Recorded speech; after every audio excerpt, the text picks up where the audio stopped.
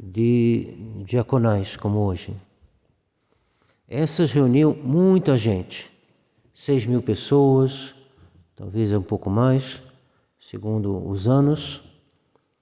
Há cerimônias que não eram sacerdotais, que não eram para ordenação de sacerdotes, reunia menos pessoas, se fazia dentro de uma grande capela, no seminário de Econa, seminário de Mont-sur-Lefèvre, e ali havia menos pessoas. Mas aqui tem menos ainda, e não é normal. Uma cerimônia de uma tal grandeza, tal importância, é vital para a igreja, porque o sacerdócio ele é recebido em 7 degraus. Primeiro tem a tonsura, que é uma preparação, na qual é dito ao candidato que a herança dele, a parte dele, é Nosso Senhor. Estou retomando o que havia sido dito à tribo de Levi, quando eles chegaram na terra prometida, as 12 tribos de Israel, cada um recebeu uma parte, mas a tribo de Levi não recebeu parte nenhuma, ou seja, nenhum território, nenhum terreno, nenhuma propriedade na qual havia sido dividida aquelas terras conquistadas pelos judeus. E foi dito a eles que a sua parte era Deus Ele mesmo. E, portanto, não precisavam ter um terreno. Então, é a primeira entrada na clericatura, é essa cerimônia da tonsura, no qual se corta o cabelo, se faz uma parte do cabelo, raspa-se o cabelo no cume da cabeça, para lembrar a coroa de espinhos. Então, logo de entrada, é dito ao candidato que a parte dele não será a riqueza, a parte dele não será coisas que têm valor do ponto de vista do mundo, a parte dele será Deus. Assim ele entra na clericatura e entra também com essa coroa de espinhos, que será o caminho dele, porque ele vai ser padre para imitar, para seguir e para ter parte nos poderes de Nosso Senhor. Parte nos poderes de Nosso Senhor para edificação das almas, para conduzir as almas à santidade. Então, esta cerimônia, mesmo a primeira, que é muito simples, ela deve atrair a atenção dos fiéis. Não só a atenção, mas que eles estejam presentes, que eles compreendam. Por quê? Compreendendo essas etapas, eles vão entender melhor o que é o sacerdócio. Eles vão venerar de maneira mais profunda, mais consciente o sacerdócio. O que nos falta hoje na igreja? O que nos falta hoje são sacerdotes formados na doutrina da igreja e agindo como a igreja quer. Qual foi toda a obra de Mont-sur-Lefèvre? Toda a obra de Mont-sur-Lefèvre consistiu em formar padres. Sem os padres, como é que as almas se salvariam? Sem os padres, como o sal da terra se conservaria? Não é possível. É necessário que haja sacerdotes bem formados, que possam, em seguida, orientar o povo fiel em nome de Deus, com a doutrina de Deus. Essa é a função dos padres. Então, na próxima vez, é necessário que conversem se comuniquem um pouquinho para que o maior número esteja aqui, sobretudo no dia da ordenação sacerdotal. Haverá ordenação sacerdotal, nosso irmão Elias, no dia 8 de dezembro. E nosso irmão João da Cruz não vai demorar a estar aqui novamente para ser ordenado sacerdote. E mais tarde o irmão Geraldo será ordenado também sacerdote. Hoje, então, é uma ordenação de diácono e das duas últimas ordens menores para o seminarista Flávio Mateus. vai receber então a ordem do exorcista para poder fazer um exorcismo, embora a igreja reserve o exercício dessa ordem para o sacerdote, para o padre. Ele receberá também a ordem de acólito, o que é feito atualmente. A igreja, diante de certas circunstâncias, permitiu que meninos, que outros pais de família ou acólitos que não tenham recebido a ordem do acolitato exerçam a função. Mas normalmente, quando no momento de grandeza da igreja, onde há um número grande de acólitos com a ordem, são eles que devem servir a missa. Servir a missa é uma grandíssima coisa. Não é só uma honra, é em si mesma uma grandíssima coisa, porque ele vai trazer perto do altar, vai apresentar para o padre, ou então para o subdiácono, o vinho e a água. Esse vinho e a água que se tornarão, esse vinho no qual se bota uma gotinha d'água, vai se tornar o sangue de Nosso Senhor, e essa gotinha representa a todos nós, que misturado com o vinho devemos nos tornar outros Cristos. Depois virá então a ordenação de diácono, e no qual a igreja nos dá alguns modelos. Ela nos indica Santo Estevão. Santo Estevão foi feito diácono. Os diáconos tinham também como função cuidar das coisas materiais da igreja, atender as viúvas, para que os padres, que no caso os apóstolos, pudessem se entregar de maneira mais intensa, mais exclusiva, à oração e à pregação. Mas o diácono também pode pregar. E Santo Estevão foi feito diácono, foi um bom administrador, e ele também pregou. Pregou com tanta força, tanto ímpeto, tanto brilho, que os judeus ficaram muito incomodados. E aí pagaram umas falsas testemunhas para dizer que ele tinha falado contra a lei, contra Moisés. Então vai se dar uma luta terrível entre os judeus e Santo Estevão. E Deus dará a Santo Estevão uma sabedoria extraordinária. Ele confundia todos os judeus, nenhum judeu conseguia derrubá-lo, nem confundi-lo, E ele então, Deus, por fim, mostra a ele Nosso Senhor no céu. Ele vai dizer: veja o meu Senhor no céu, na sua glória. E os judeus então vão tapar os ouvidos e vão se precipitar sobre Santo Estevão, que era diácono, por isso que é um dos modelos da cerimônia de hoje. Então vão se precipitar sobre ele e vão matá-lo. E entre aqueles que estavam ali incentivando essa morte e tomando sobre si, guardando os mantos dos outros, para que os outros pudessem mais facilmente lançarem pedras sobre Santo Estevão, ali estava Saulo, ali estava o futuro São Paulo. Alguns pensam que foram as orações de Santo Estevão, que o seu sangue, seu martírio, que está na origem da graça recebida por São Paulo, que vai então se converter algum tempo depois. Então, eis aí o modelo. O diácono deve pregar, ele pode pregar, ele deve estar aqui junto do bispo ou do padre para oferecer na patena a hóstia na hora do ofertório, as oblatas. Aliás, o termo oblato, que nós usamos para aqueles que se associam à regra de São Bento, à vida de São Bento, ao mosteiro de São Bento, pois bem, esse termo, oblato, significa oferecido. Nosso Senhor se ofereceu e, na hora do ofertório, a hóstia é chamada oblata, porque é aquilo que vai ser oferecido e vai se transformar no corpo e no sangue de Nosso Senhor.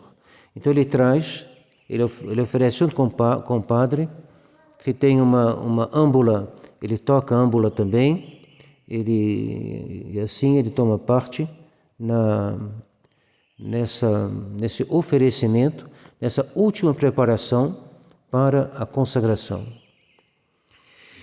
Ele pode também batizar quando necessário, ele pode dar a comunhão, se necessário, e então ele está já bem associado ao sacrifício e à função do padre. O que ele não pode fazer é confessar e rezar a missa.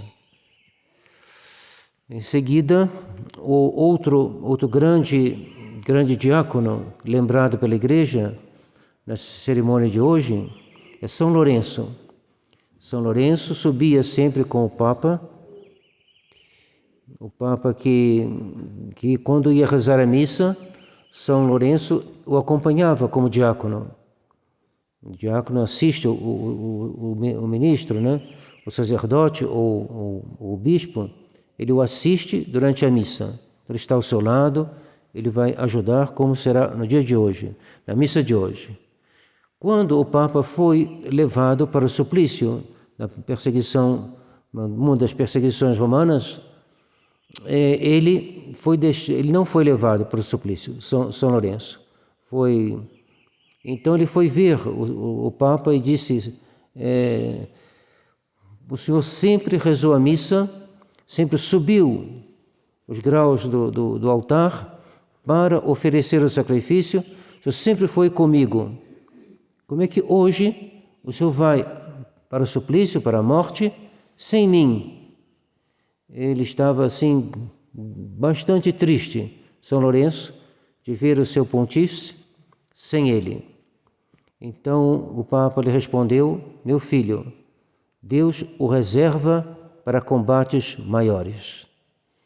E logo depois, os romanos quiseram, então, tomar os bens da Igreja, e o diácono é aquele que cuida também dos bens da Igreja, tanto para o caso de Santo Estevão como no caso de São Lourenço, e pediram então onde estão os tesouros. Ele disse: sim, venha tal dia, eu lhe mostrarei onde estão os tesouros.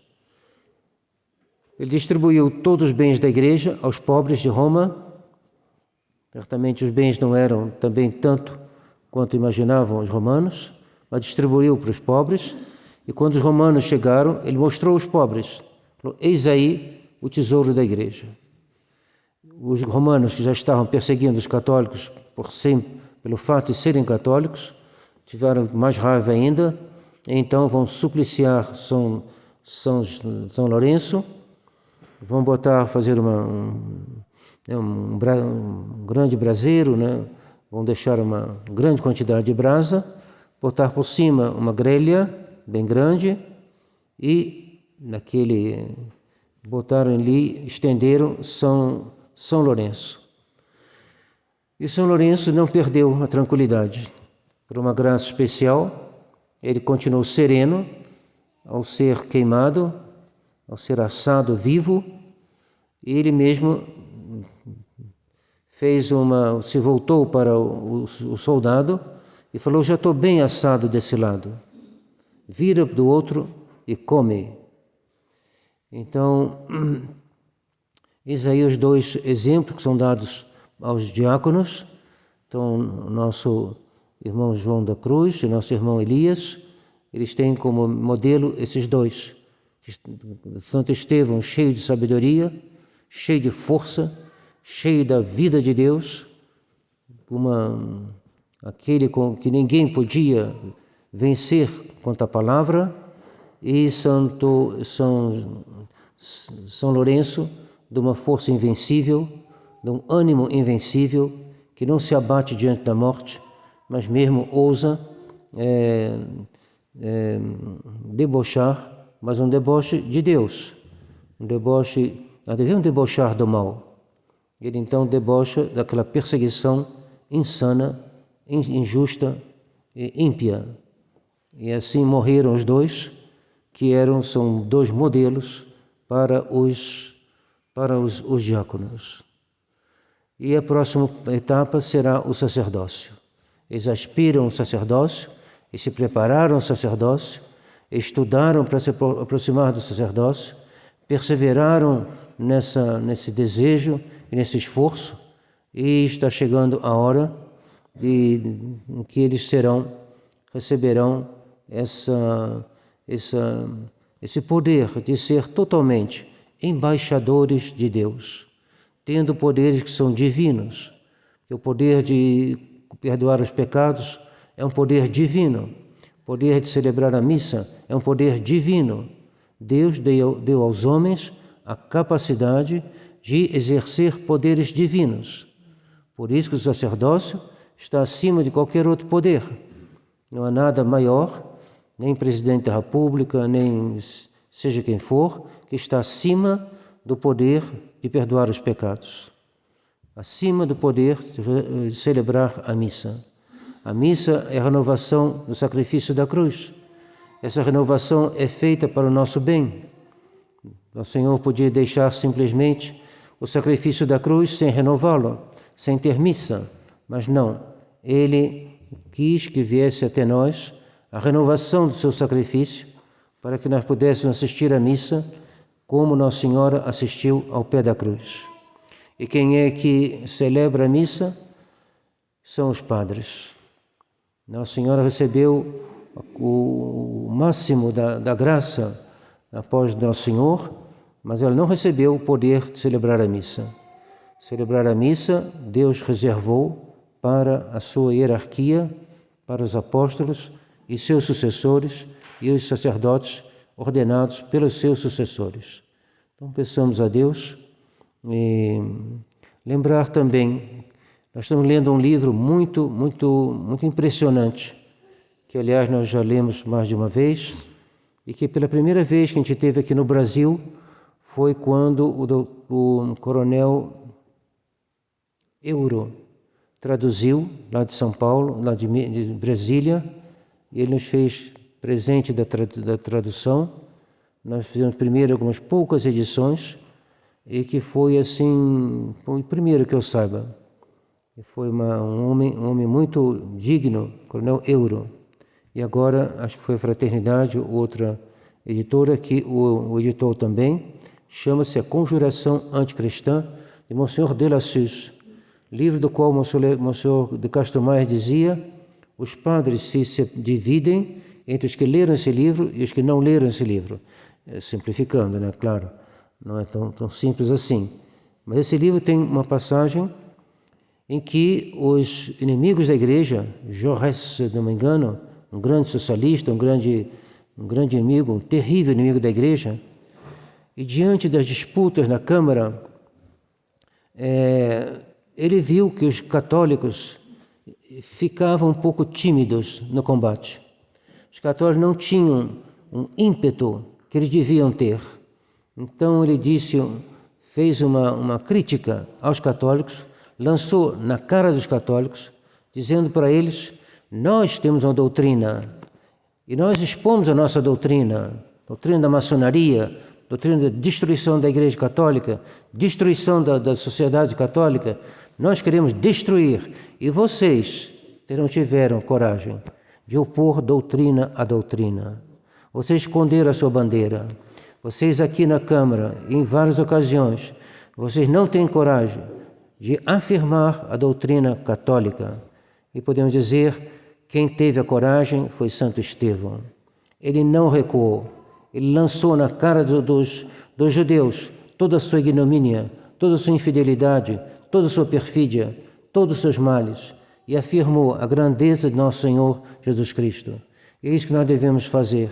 Isso que os nossos diáconos deverão fazer, ser testemunhas de nosso Senhor, daqueles que não escondem a bandeira, mas muito pelo contrário, avançam com todo o ímpeto. Se é para ser martirizado, que seja. É a maior glória de um católico, é ser martirizado.